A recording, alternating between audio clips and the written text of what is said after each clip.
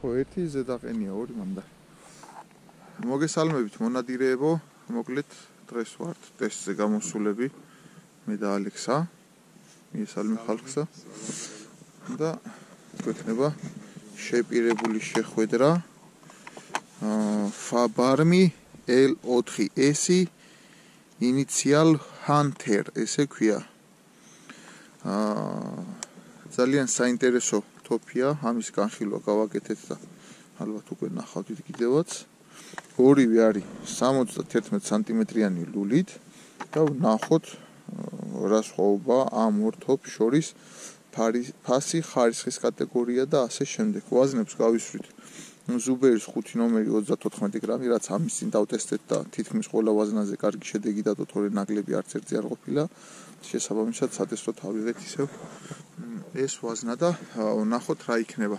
სამიზნე ქაღალდი არის 81-91-ზე.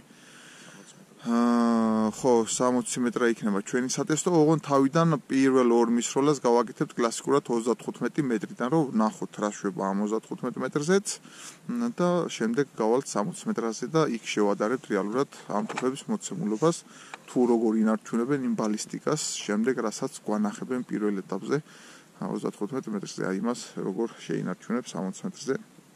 საინტერესო იქნება. შევამოწმებთ ჭრაზეც, მიტანაზეც, ჩოკების შევიწროების ნომინალი იქნება ერთნაირი. ამ შემთხვევაში ახლა ორივეზე გვიყენია 1 ჭრილიანი ჩოკი. ორივე იარაღზე გვიყენია 1 ჭრილიანი ჩოკი. ნუ 1 ჭრილიანი ტოპი რეტაისთან მოდის 1 მმ შევიწროებით. Fabarmis შემთხვევაში 0.95 შევიწროებით. ჩათვალეთ რომ ერთი და იგივეა რა. არაფერი არსებობს სხვაობას არ მოგცემს ეგ 0.05-იანი შევიწროების სხვაობა. მოკლედ ესეთია ჩვენი ტოპები. ეხლა კი დავიწყოთ ტესტები. იქეთ რაღაცას ავშურები. აგი ალექსას აკითხებ. ხო. Fabarmi როგორც თქვით L4S Initial Hunter, ესე ქვია. 1 ჭრილიანი შევიწროება გვაქვს და აბა წავედით და ვნახოთ ახლა რას იზავს 35 მეტრიდან. 5 ნომერი 34 გრამი ზუბერი.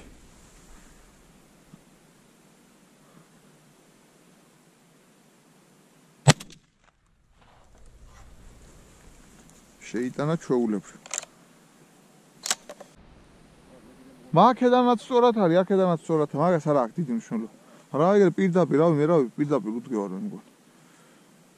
მოკლედ ვისვრით გამეორებაზე Fabarms გადავწყვიტეთ, რომ ორ-ორი მისროლა გავაკეთოთ 35 მეტრიდან, რომ ცალსახად ტოპის სტაბილურობა შევამოწმოთ ერთმანეთთან მიმართებაში და თავისთავთანაც და ამიტომ მეორე გასროლას ვაკეთებთ Fabarmიდან.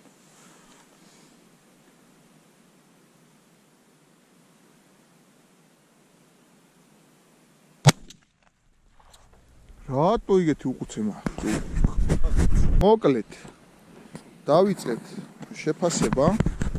ეს არის Fabarmis მიტანა 35 მეტრი. ოდნავ დაბლაკი მოგვივიდა ოდნავ, მაგრამ არა მნიშვნელოვნად რა.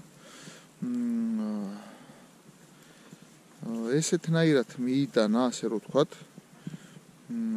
A72 მარცვალი მიიტანა 35 მეტრიდან და ესეთი გაჩალიჩებული ფანჯრები ორი ცალი გააკეთა აქეთ იქეთ. ძალიან ძლიერი მიტანა ამ მანძილისთვის, არ არის ცუდი მიტანა ნამდვილად. და ეს არის რაც არის განაწილებად სტაბილურია. ცენტრს ვამჩნევთ, რომ ცენტრი უფრო ამაშია რა, ანუ 1-10 სანტიმეტრით დაბლა მოგვივიდა დაახლოებით რა. მერე გავამეორეთ კიდე რახან მასე მოგვივიდა. და მეორეჯერ მიისროლა ესეთნაირად, ანუ A64 მარცვალი მიიტანა და ერთი ფანჯარა ამოვიდა. აი ამას მინდა ხაზი გაუსვა. აი აქ ხო უფრო ნაკლები მარცვალი მიიტანა ვიდრე იქ. ანუ 12 მარცვლით A64 და A72 ხო, ანუ 8 მარცვლით ნაკლები მიიტანა, მაგრამ აქ ფანჯარა უფრო ნაკლები აქვს და აქ ორი ფანჯარა აქვს. გაჩალიჩებული, მაგრამ აქვს. და ამ შემთხვევაში არ აქვს. აი ამას ვიძახი ხოლმე როცა ვაზნა ჯდება და თოფი ჯდება სტანდარტებში, იქ 1, 2 და 5 მარცვალს არანაირი მნიშვნელობა არ აქვს თოფისთვის, თავარია სწორი და სტაბილური განაწილება. ჭრას რაც შეეხება, ესე იგი 11 მმ-დან 11 მმ იყო მაქსიმუმი და 9.5 იყო, ისა რა ქვია, მინიმუმი.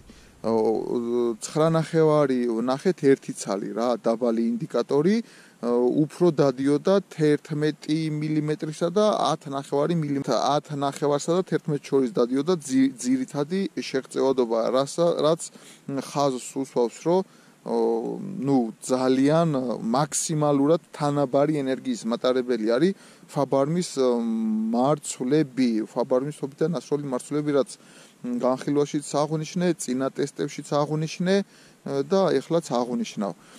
შემდეგ ამ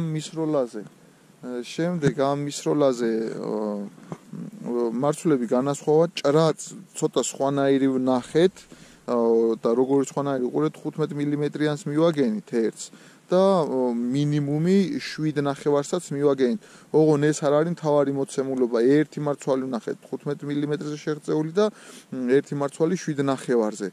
და დანარჩენი შეღწევადობა ისევ დადიოდა იმ 10.5 11 მმ-ის ფარგლებში რა. რაც სტაბილურია და არ არსებობს თოფი, რომელიც აბსოლუტური იდენტობით გაისვრის ყველა მარცვალს ენერგიის კუთხით, ასე რომ ვთქვათ რა. სხვა ყველაფერს თავი დავანებოთ თოფის გეომეტრიასა და ჩოქის გეომეტრიას, თვითონ მარცვლის წონები არ არის ყველა ერთნაირი, რაც შესაბამისად უკვე განაპირობებს იმას, რომ ენერგიების განსხვავება მარცვლებს შორის. მოკლედ ესეთი შედეგები გვაქვს ბატონო ჩემო, ზუბერის ვაზნას მალადეც, რომ ესეთ ლამაზ თანაბარ განაწილებას აკეთებს კარგ თოფებთან ერთად და ჭრასაც და ყველაფერს დამაკმაყოფილებელზე მაღალს აჩვენებს, ასე რომ ვთქვათ რა. ხო, მასაი მარა ერთჭრილიანი ჩოკი 34 გრამი ზუბერი.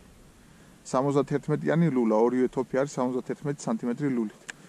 ფაბარმა ნორმალური კარგი შედეგები დადო. ვნახოთ მასაი როგორ მოვა ახლა ფაბარმთან მიმართებაში.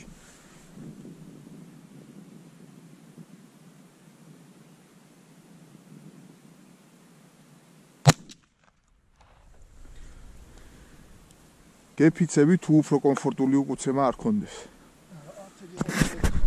საიმარა პატერმასტერის ლექმამბათი 35 მეტრა.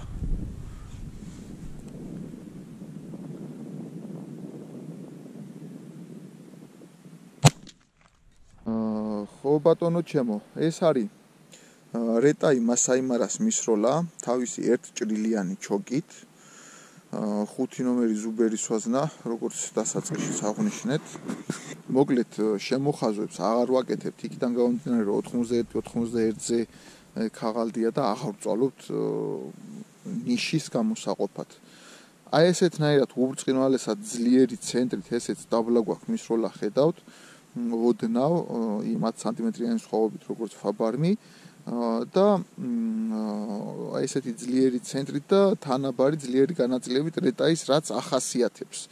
ესეთნაირად მიისროლა და მიიტანა 195 მარცვალი.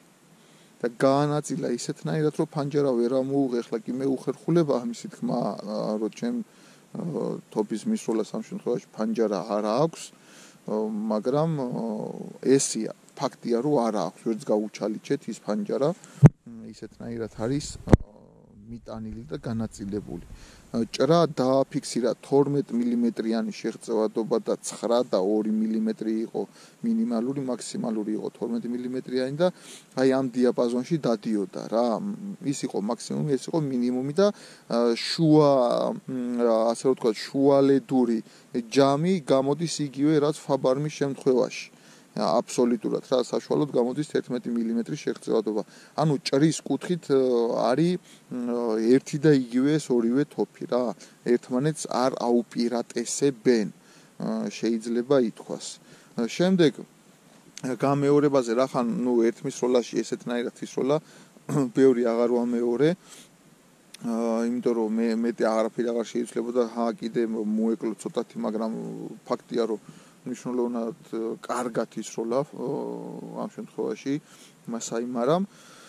შემდეგ ვისროლე Black Mamba, ისე 35 მეტრიდან იგივე ვაზნა, ყველაფერი იგივე.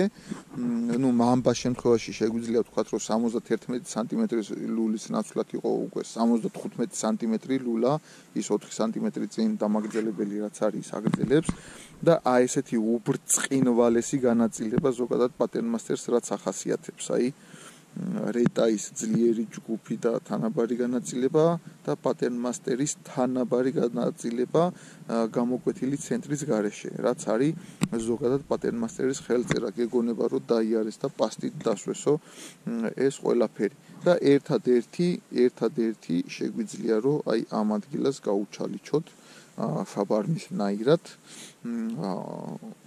ფანჯარა 174 მარცვალი მიიტანა ამან ამ შემთხვევაში რეტაიმ Black Mamba-ი მიიტანა 174 მარცვალი. ზოგადად Mamba და პატერნმასტერის ჩოკები არ არის გათვლილი მაქსიმალური მარცვლების მიტანის რაოდენობაზე, არამედ უფრო არის გათვლილი იმაზე, რომ იყოს თანაბარი განაწილება, ფანჯრის გარეშე განაწილება იმ სასრულ არეალში, სადაც ფრინველი უნდა მოხვდეს. და ეს პირობა მნიშვნელოვნად შეასრულა Black Mamba-მ. შეღწევადობები აქაც იყო ზუსტად ფაბარმის ნაირი, 11 მმ იყო მაქსიმუმი და 9.5 მინიმუმი და ამ 10-10.5-ის ფარგლებში დადიოდა რა. ანუ შემიძლია თქვა, რომ ჭრაში არიან უპირობოდ აბსოლუტურად ერთნაირი თოფები. აბსოლუტურად არაფრით განსხვავებულები, ოდნავ განსხვავდნენ ბალისტიკაში მარცვლების რაოდენობაში. ხო, ეხლა ერთიანობაში რო გადავავლოთ თვალი ამ ყველაფერს, 164 მარცვალი მიიტანა თავისი ჩოკით ერთმისროლაში ფაბარმა, ერთჭრილიანით რეტაი მიიტანა 195 მარცვალი, ეს უკვე მნიშვნელოვანი სხვაობაა, 30 მარცვალი ძალიან დიდი სხვაობაა, მაგრამ ნუ ერთი სხვაობა რაც არის ცალკე აღებული, იქ არ გვაქვს ის ერთი ფანჯარა და აქ გვაქვს ეს ერთი ფანჯარა, ეს არის ფრთებდაკეცილი ქედნის корпуსი, ასე რომ ვთქვათ რა. უფრო დიდი ნებისმიერი რამე მოხვედრილია 100% ფანჯარა, ანუ 1% აქვს შანსი აქვს ფრინველის გაძრომის, ასე რომ ვთქვათ, ქედნის პირობებზე რომ ვისაუბროთ. და ისა რა ქვია 174 მიიტანა Mamba-ი და მეორე მისროლაზე, ან პირველ მისროლაზე მიიტანა 172 მარცვალი. ანუ ერთნაირად ისროლა Mamba-ი და ფაბარმა თავისი ჩოკით რა. საერთო ჯამში შეიძლება იცი ახლა ეს სროლები რო გაგრძელდეს 10-10-იც არის რო ვისროლოთ, საერთო საშუალო არითმეტიკული რო გამოვითვალოთ, ერთმანეთს არ გაექცევა ეს თოფები ბალისტიკურად, მიტანის პროცენტულობით, ჭრის ენერგიით, დაფარვის დიაპაზონით იმ კლასიკურ მოცემულობებს აკმაყოფილებენ და მეცაც აკეთებენ ცალკე აღებული რაც საფანტიან თოფს ეკუთვნის. აი ეს არის საერთო ჯამში რეზიუმე. ჭრა აქვთ ერთნაირი, მარცვლების რაოდენობა ორ მისროლაში აქვთ ერთნაირი და ანუ ერთ მისროლაში აქვთ ერთნაირი და მეორე მისროლაში აქვთ ოდნავ განსხვავებული. აი ეს არის და ეს თოფი მოდის ესეთნაირად თავისთავად სხვაობაში შედარების დროს და აქაც გვაქვს იგივე სხვაობა, Mamba-ი მიიტანა 134, ამით მიიტანა, ანუ 20 მარცვლიანი სხვაობა, აგერ გვაქვს თავისთავად ერთ თოფიდან მისროლის დროს რა. და ამიტომ არ აქვს არსებითი მნიშვნელობა იმ 10 და 5 მარცვალს. თუ ის 10 და 5 მარცვალი იმ ფანჯარას ვერ დაგიკეტავს რა. ნუ მოკლედ ეს შემიძლია რომ თქვა ამ ეტაპზე ამ თოფებზე 35 მეტრაზე და ეხლა ვნახოთ 60 მეტრაზე რას გააკეთებენ ამავე მისროლით, ასე რომ ვთქვათ, ეს თოფები 60 მეტრაზე. იწერავს? მე მგონი მყეფ არის ხმარი. ესე იგი 60 მეტრა ჩვენ სამიზნემდე ფაბარმი ისევ ერთჭრილიანი ჩოკით და ვნახოთ აბა რა ბიჭია 60 მეტრაზე. 34 გრამიანი ზუბერის 5 ნომერი. ეიზი მოდი აქ, მოდი. უკუცემაში ალექს ფაბარმს მეტი უკუცემა ქონდა რა. ხო, მეთქი მარტო მე ხوار ხო მე არ მეჩვენება მეთქი. არა. იმის მიუხედავად რომ გაზდამტენი აშკარად.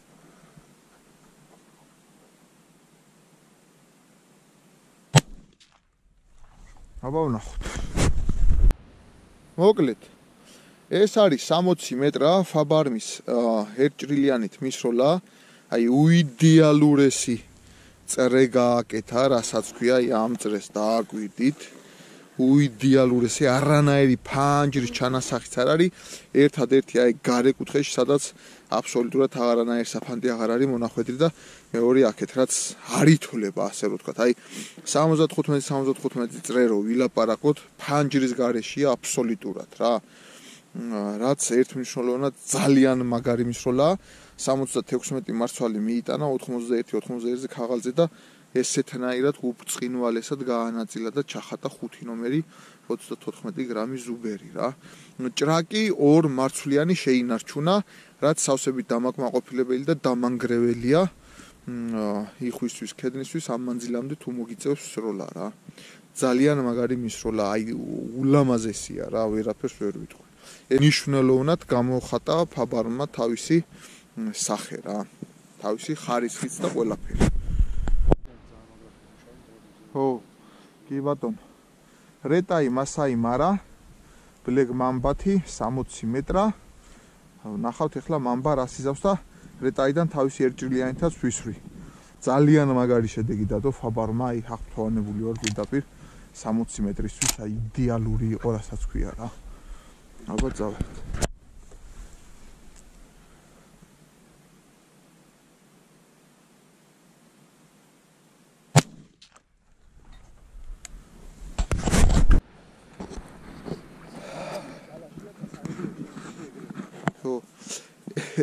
ეს არის პატერმასტერის მისროლა, ბლეკ მამბასი 60 მეტრიდან 34 გრამი. ესეთნაირად მიიტანა 60 მარცვალი მიიტანა რეტაიმ პატერმასტერით, 76 მარცვალი მიიტანა თავისი ჩოკით და ესეთი უბრწყინვალესად გაანაწილა ფაბარმა, რაც ამ შემთხვევაში პატერმასტერმა და რეტაიმ ვერ მოახერხეს, იმიტომ რომ ამ მისროლას არსად აი გულთან, ცენტრთან ახლოს არსად ფანჯარა არ აღენიშნება, გარე პერიფერიაში აქვს რაღაცა, სადაც უკვე აღარ არსებობს საფანტი. და ამ შემთხვევაში პატერმასტერმა ცენტრი ძლიერი დაიჭირა, საზომით რო ამოზომეთ თუ ქედანს დაუმიზნებდი 7 მარცვალი ხდებოდა ქედანს ამ მანძილზე, რაც წარმოუდგენლად ბევრია ამ მანძილისთვის, მაგრამ აი ესეთი ჩანართები გააკეთა ფანჯრების 1, მეორე, მესამე გულთან ახლოს, რაც არ უნდა კონდეს არავითარ შემთხვევაში. როცა აგერ ფაბარმს საერთოდ არ აქვს. ამ შემთხვევაში ფაბარმა აშკარად და ერთმნიშვნელოვნად აჯობა პატერმასტერის მისროლას. ეხლა ჩვენ გავამეორებთ პატერმასტერის მისროლას და ვნახავთ საერთო ჯამში რამე შეიძლება თუ არა, ანუ სროლის გაცვლა გამოცვლის ამბავია თუ არა და ერთჭრილიანითაც მივისვრით რეტაის. ჭრას რაც შეეხება, ორივემ აბსოლუტურად ერთი და იგივე შეღწევადობა შეინარჩუნა, აბსოლუტურად. არსად არ მიურბიან ერთმანეთს რა, გეგონება ერთ და იგივე თოფით არის ნასროლიო რა. მოკლედ ესეთია ჩვენი მოცემულობა ამ შემთხვევაში. პატერმასტერის მისროლა და ფაბარმის მისროლა. ფაბარმი არის გადახატული, ფაბარმი არის ადამიანი ამ შემთხვევაში. სასწაულია ვნახოთ გამეორებაზე. მოკლედ გამეორებაზე ვისროლეთ მამბა. აი ესეთნაირად ულამაზესად, უბრწყინვალესად, როგორც მას ჩვევია უკვე გაანაწილა იდეალურად. ფანჯარაც აღარსად აღარ გვაქვს, აი ამ კრუგში, ასე რომ ვთქვათ, ანუ სროლის გაცვლა გამოცვლის ამბავი იყო. მარცვლების რაოდენობა ამ 91 ქაღალდზე მიიტანა 61 მარცვალი, წეღან მიიტანა 60 მარცვალი, როცა მისი განაწილება არ მოგვეწონა. 60 მარცვალი მიიტანა, 61 მარცვალი მიიტანა აქ. ანუ ესეთი სტაბილური ხასიათი აქ მამბას ზოგადად და პატერმასტერის ჩოკებს. და ესეთ ანუ всё მორჩა აქ უკვე ფრინველს შანსი აღარ აქვს არანაირი ესე და ეს კიდე ფაბარმის იდეალური მისროლა აქ უფრო სრულყოფილება იგრძნობა იმიტომ რომ რეალურად 15 მარცვლით მეტია მოხვედრილი და შესაბამისად უფრო დაცულად უგრძნობთ თავს და უფრო ბევრი შავი წერტილი ჩანს რაც უკვე თვალის აღსაქმელია და ესეც ეს 15 მარცვლიანი სხვაობის მიუხედავად ისია განაწილებული აქ რომ უკვე აი ამ წრეში ფრინველს შანსი აღარ აქვს არანაირი რომ გაძვრეს და გაექცეს მარცვლების რაოდენობით განსხვავდნენ მაგრამ სამუშაო ფარდის კუთხით ერთადერთი ალბათ აი 1-2 მარცვალს დაუმატებდი ამ ადგილში პატერმასტერს და იქნებოდა აბსოლუტურად მსგავსი ფაბარმისა, მაგრამ უნდა ითქვას, რომ ცოტა საფანძის კონა დაბლა მაქვს წამოსული და არ არის გამოცხული რომ ეს რომ ახლა ასულიყო, ეგ აღმოფხრილიყო. ანუ 15 მარცვლიანი სხვაობის მიუხედავად რეტაიც პატერმასტერით თავს გრძნობს იდეალურად 60 მეტრაზე. ისეთი ფანჯარაა რომ ფრინველი ვერ გაიქცევა.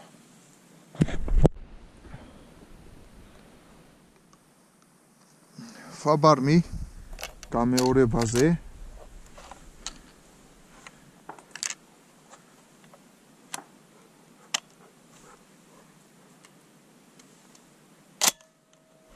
აბა ნახოთ რა სიზავს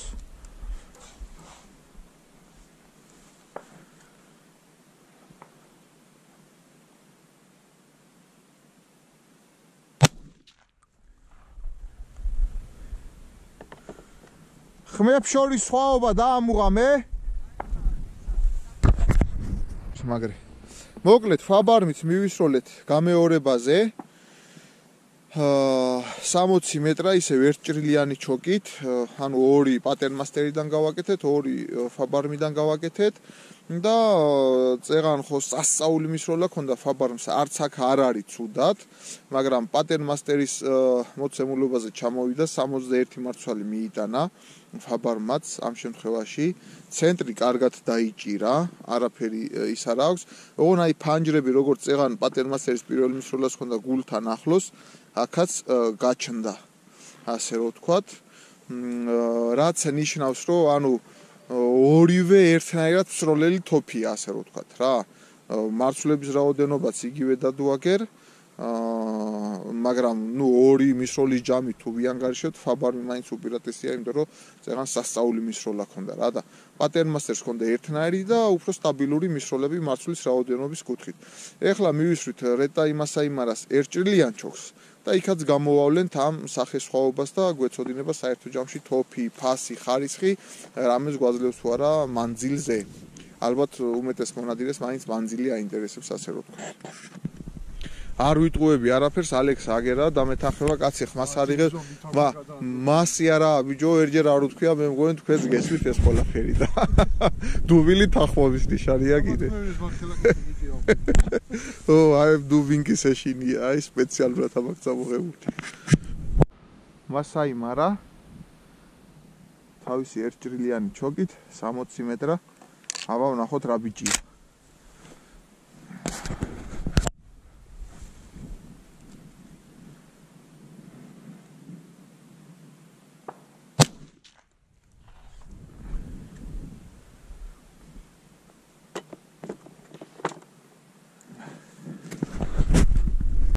ეს არის მასაიმარას ერთჭრილიანი ჩოკით მისროლა 66 მარცვალი მიიტანა 60 მეტრაზე გადიდე იზიქით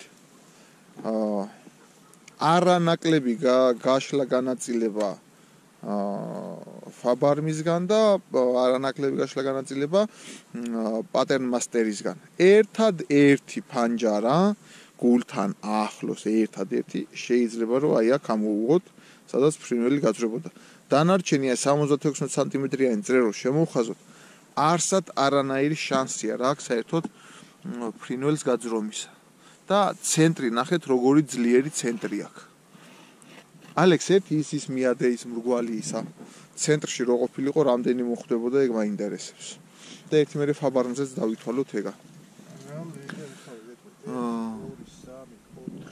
4 ცალი აქვს ანუ რაც არის კლასიკური მოცემულობა 3-დან 5 მარცვლამდე 60 მეტრაზეც კი ხო 4 ცალი ხდებოდა და შარშარო ქედანზე ნადირობდი და რო ვიძახოდი პატერმასტერითაც და იმითაც რომ აი 4 მარცვალი აქვს 5 მარცვალი აქვს მოხვედრილი 60-65 მეტრაზე მეთქი ვისახარო მათ უარა ხარო მეძახდნენ არ ჯერავდა არავის და ფაქტია რომ ხო და ფაქტია რომ თოფს შეუძლია და არ დაგვავიწყდეს რომ არის +3 გრადუსი ნისლი და რა ვიცი აი ხელები გვეყინება როგორც ყინვა იყოს ისეთი შეგრძნებაა და წესით კლასიკურად თოფი იტესტება იმაზე რა ქვია +15 გრადუსზე ალექს ეგ მრგვალი წამოიღე ერთი ფაბარმის მისროლაშის გულში რამდენი ხდებოდა ეგ დავითვალოთ ფაბარმი იყო 66 აი ეგ არის აი ზედა აი ეგ არ არის ხო ფაბარმი ფაბარმი ოღონ ეს 61-ია მეორე მისროლა აქაც 1 2 3 4 მარცვალია 4 მარცვალია და მაიცავ რომელი იყო აბა გადადე ერთი კიდე აი ეგ არის აბა მანდ დადე 1 2 3 აქაც 4 მარცვალია რაც ამასაბი ხო თავის მაიცადე ერთ წამით მანდ იყო პერიფერიებში რომ კიდე ერთი 4 მარცვალი ემატებოდა ხო აბა კაი ეს ავიღოთ ცენტრად 1 2 3 6 მარცვალი 7 იყო პატერმასტერის შემთხვევაში ყველაზე ცუდი მისროლაზე ცენტრში გახსოვს ხო ანუ აი ესეთ ურთიერთ გამომრიცხავი რაღაცები ახასიათებს თოფებს თუმცა ეს ასე რომ ვთქვათ გადამწყვეტი არ არის იმიტომ ვადარეთ ამ ყველაფერს რომ დაარწმუნდეთ და დაიჯეროთ რომ ხო რა შედეგს დადებ იმითაც და უბედური არ უნდა იყო იმიტომ რომ 10 მარცვლიდან აკლები მიიტანა შენმა თოფმა სვის თოფზე და იმან რაღაცა 1 მარცვლით მეტი მოარტყა ცენტრში თუ ასე შემდეგ რა ხო აი ეგ არის ჩვენი ტესტის მიზანი რომ სტაბილურ ნადირობის დროს სტაბილური მიტანები გვაძლევს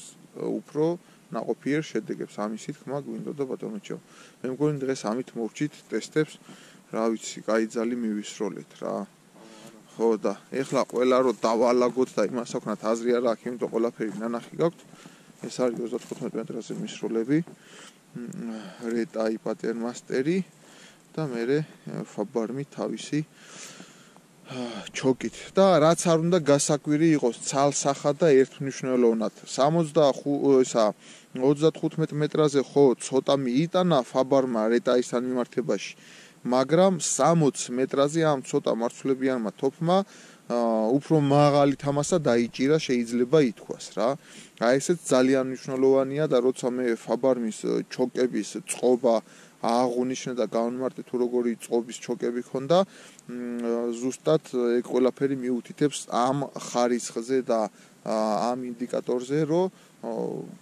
ანუ რაც მოეთხოვება გლულულიან თოფს იმ დიაპაზონამდე მიუხედავად იმისა რომ ცოტა მარცვლები მიიტანა ცალსახად საშუალო სტანდარტულ მანძილზე შორ მანძილზე უფრო დამაჯერებელი იყო თავის თავთან მიუხედავად ცოტა მარცვლებისა შორს მაინც უფრო დამაჯერებელი იყო და მე ამას ვაბრალებ მის ჩოკების კარგ სტანდარტს ამის თქვა მინდოდა ბატონო ჩემი შეიძლება პარაკოთ კარგი თოფია მე არ ვიცნობ მაგათ ვისი არის მაგრამ გულოცავ კარგი თოფია ძალიან მიეწონა მშვიდობაში თებშებზე როგორ გამოგადგა ხო არა ტანზე აშკარად მე უფრო მომერგო ვიდრე რეტაი ნუ ხელში რა ვიცი ჭრომა უფრო კარგი ქონდა და გავიცი ერთი ცალი გამიცა 5 თუ 6 თებშიდან ერთი აგიცა და რეტაიზე უფრო მეტი აცდენა გქონდა ანუ თოფის მორგებულობის ამბავი რა უკუცემას რა სიტყვი რომელს მეტი აქვს ფაბარს ცოტა მეტი ქონდა ხო ფაბარს ცოტა მეტი ქონდა ის გამიკვირდა რომ გაზდამტენის მიუხედავად უსუბუქი იყო რეტაისთან შედარებით ხო ნუ ეგ ეხლა წინა განხილვაში ხო თქვი რატომაც ანუ 3 კილოა ფაბარმი რეტაი 3.300-ია ეხლა მე თუ მკითხავ ეგ უკუცემის სხვაობა მაქ 300 გრამში არ დევს ზოგადად იგრძნობა ფაბარმში უკუცემა. აი ამის წინაც ხო ვისროლე ფაბარმი და იქაც ვიგრძენი რომ მეტი უკუცემა ქონდა. არ ვიცი რაზე ხდება. არა, ხო განა ეს რამე მინუსია, მაგრამ ჩვენ ხო ვიცით რომ გაზმტენი უფრო კომფორტული სასროლია უკუცემის მიმართ და არ ხდება ესე, ანუ რაღაცეები არ ემთხვევა ხოლმე ისე, რასაც კლასიკურად ვიგებთ და ვსწავლობთ ხოლმე რა და პრაქტიკაში რეალურად განსხვავდება ეს ყველაფერი. მაგაზია საუბარი, თორე რა თქმა უნდა მიჩვევადიც არის და ხლა ისე არ ირთმევინება რომ ვერ იხმარო რა. მოკლედ მოურჩით გიორგი ჩადუნელს. კარგი შენაძენია. კი ბატონო. როცა გავიცნობ მაშინ წავიდე. კი ბატონო.